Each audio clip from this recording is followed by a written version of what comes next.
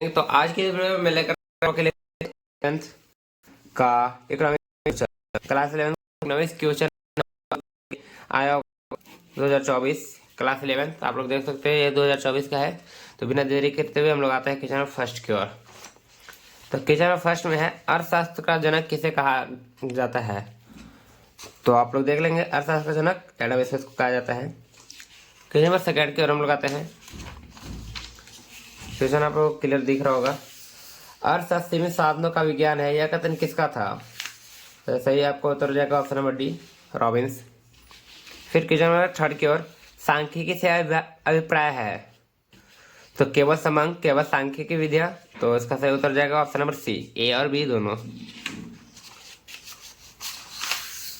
सांख्यिकी के पिता हैं तो गोटफ्राइड एक्नेवाल, ऑप्शन नंबर ए हो जाएगा आपका।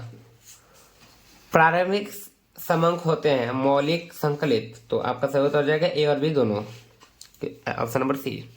समाचार पत्र किस प्रकार के आंकड़े का स्रोत है। तो आपका सही उत्तर हो जाएगा द्वितीयक आंकड़ा, option number B. Question number 7 की ओर हम लोग आते हैं। एक अच्छा नया आदर्श हमेशा आधारित होता है यादृच्छिक नमूना पर, स्तरित नमूना पर, समूह प्रतिदर्श पर, इनमें सभी। तो आपका सही उत्तर हो जाएगा इनमें से सभी। समग्र के एक छोटे समूह को क्या कहते हैं। तो आपका सही उत्तर हो जाएगा प्रतिदर्श, option number B. Professor PC Mahalanobis कौन है। तो एक अर्थशास्त्री। नंबर 10 की ओर जब निचली और ऊपरी दोनों सीमाओं का विचार करते हैं तो ऐसे वर्ग कहलाते हैं। तो ऐसे वर्ग समावेशी वर्ग कहलाते हैं। कालानुक्रम में वर्गीकरण के आंकड़े किस आधार पर वर्गीकृत किए जाते हैं। तो आपका सही उत्तर हो जाएगा ऑप्शन नंबर सी, समय। वह ग्राफ जो संचयी आवृत्ति फलन को दर्शाता है क्या कहलाता है। तो आपका सही उत्तर हो जाएगा त्वरण चित्र, option number A. Question number 13 की ओर आते हैं। किसी ग्राफ पेपर में कितने चतुर्थांश होते हैं। तो आपका सही उत्तर हो जाएगा ऑप्शन नंबर डी, 4। वर्ग अंतराल 70 तथा 80 का मध्य बिंदु होगा। तो आपका सही उत्तर हो जाएगा बी, ऑप्शन नंबर बी, 75। श्रेणी के व्यक्तित्व पदों का समांतर माध्य से लिया गया विचलनों का योग होता है। तो आपका सही उत्तर हो जाएगा 0 के बराबर, option number B. Question number आते हैं हम लोग 16 की ओर। निम्न आंकड़ों का विस्तार होगा। तो निम्न आंकड़ों का विस्तार होगा, आपका विस्तार फॉर्मूला बताएंगे। रेंज बराबर एल माइनस एस। तो एल आप देख लीजिए, रेंज बराबर एल माने लार्जर होता है। तो सबसे बड़ा आपका 81 है और सबसे छोटा आपका इसमें देख सकते हैं 35 है।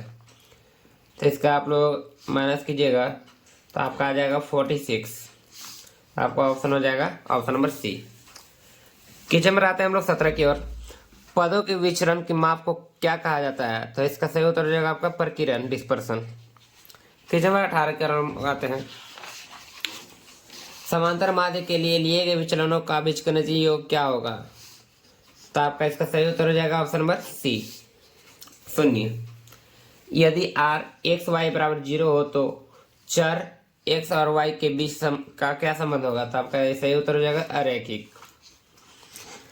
क्वेश्चन नंबर आते हैं हम लोग 20 की ओर। उपभोक्ता कीमत सूचकांक को किस अन्य नाम से जाना जाता है। तो इसका सही उत्तर हो जाएगा जीवन निर्वाह लागत सूचकांक, option number A. Question number हम लोग आते हैं 21 की ओर। ब्रिटिश काल में भारत की राष्ट्रीय आय की गणना का पहला प्रयास किसने किया। तो दादा भाई नौरोजी ने, ऑप्शन नंबर ए हो जाएगा आपका। क्वेश्चन हम लोग आते हैं 22 की ओर। भारत में किस प्रकार की अर्थव्यवस्था देखी जाती है। पूंजीवादी, समाजवादी, मिश्रित। तो आपका सही उत्तर हो जाएगा मिश्रित। क्वेश्चन नंबर 23 की ओर हम लोग आते हैं। क्वेश्चन नंबर 23 में आपका निम्न में से नकदी फसल कौन है। तो आपका सही उत्तर हो जाएगा कपास। 24 आप लोग देख सकते हैं क्वेश्चन। भारत के सर्वप्रथम आयरन एंड स्टील कंपनी की स्थापना कब हुई थी। तो सही उत्तर हो जाएगा आपका 1907 ईस्वी। तो इसके बाद हम लोग आते हैं क्वेश्चन नंबर 25 की ओर। क्वेश्चन नंबर 25 में आपका क्या है, वर्तमान में नीति आयोग का अध्यक्ष कौन है। तो आपका सही उत्तर हो जाएगा ऑप्शन नंबर ए, प्रधानमंत्री नरेंद्र मोदी जो है आपके। क्वेश्चन नंबर 26 के हम लोग आते हैं। क्वेश्चन नंबर 26 में आपका हरित क्रांति मुख्य रूप से खाली स्थान फसलों तक ही सीमित रही है। तो आपका सही उत्तर हो जाएगा गेहूं। क्वेश्चन नंबर आपका चौथा 27, जैविक कृषि है तो जैविक कृषि धारणीय कृषि है। क्वेश्चन नंबर 28 में नई आर्थिक नीति में किस घटक को सम्मिलित किया गया है? उदारीकरण, निजीकरण, वैश्वीकरण, इनमें से सभी। तो आपका सही उत्तर हो जाएगा इनमें से सभी।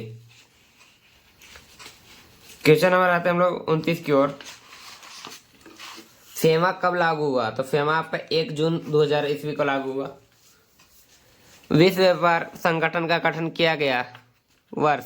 तो आपका सही उत्तर हो जाएगा आपका इसमें देखिए इस क्वेश्चन क्या है, विश्व व्यापार संगठन का गठन किया गया वर्ष। तो आपको 1995 हो जाएगा, ऑप्शन नंबर सी हो जाएगा आपका आंसर। क्वेश्चन नंबर 31 के ओर लगाते हैं, भारत में आर्थिक सुधारों का प्रारंभ किया गया वर्ष। तो आपका सही उत्तर हो जाएगा 1991, option number B. Question number हम लगाते हैं 32 की ओर। तो क्वेश्चन 32 में आपका क्या है, नाबार्ड की स्थापना हुई। तो आपका सही उत्तर हो जाएगा 12 जुलाई 1982 ईस्वी को। क्वेश्चन नंबर 33, ग्रामीण साख का स्रोत है साहूकार, ऑप्शन ए। क्वेश्चन नंबर 34 की ओर हम लोग आते हैं, मानव पूंजी निर्माण में समस्या है। तो बढ़ती जनसंख्या, ब्रेन ड्रेन, शिक्षा का निम्न स्तर, इनमें सभी। तो आपका उत्तर हो जाएगा इनमें सभी। एक सूचक जो किसी देश के मानव विकास को मापता है क्या कहलाता है? तो HDI, human development index. Question number 36 की ओर, कृषि क्षेत्र में किसी प्रकार की बेरोजगारी पाई जाती है? तो आपका सही उत्तर हो जाएगा ऑप्शन नंबर सी, छुपी हुई बेरोजगारी, जिसको हम लोग कहते हैं डिस्क्यूज अनएम्प्लॉयमेंट। क्वेश्चन नंबर आते हैं हम लोग 37 की ओर, विश्व में सर्वाधिक आबादी वाला देश कौन सा है?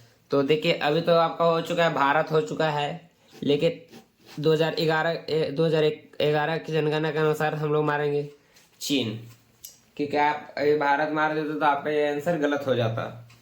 तो आपका मारना होगा चीन मारना होगा। तो सही उत्तर आपका अभी चीन हो जाएगा। क्वेश्चन नंबर 38 की ओर, चीन की प्रथम पंचवर्षीय योजना कब प्रारंभ हुई? तो आपका सही उत्तर हो जाएगा 1953 ईस्वी को। चीन में द ग्रेट लीप फॉरवर्ड अभियान केंद्रित था। तो आपका सही उत्तर हो जाएगा आर्थिक सुधार पर। क्वेश्चन नंबर लास्ट 40 पर आते हैं हम लोग, भौतिक पर्यावरण में सम्मिलित है भूमि, जल, वायु, इनमें से सभी। तो आपका सही उत्तर हो जाएगा इनमें से सभी। आप मेरे चैनल पर नए तो लाइक, सब्सक्राइब और ज़्यादा से ज़्यादा शेयर करें। थैंक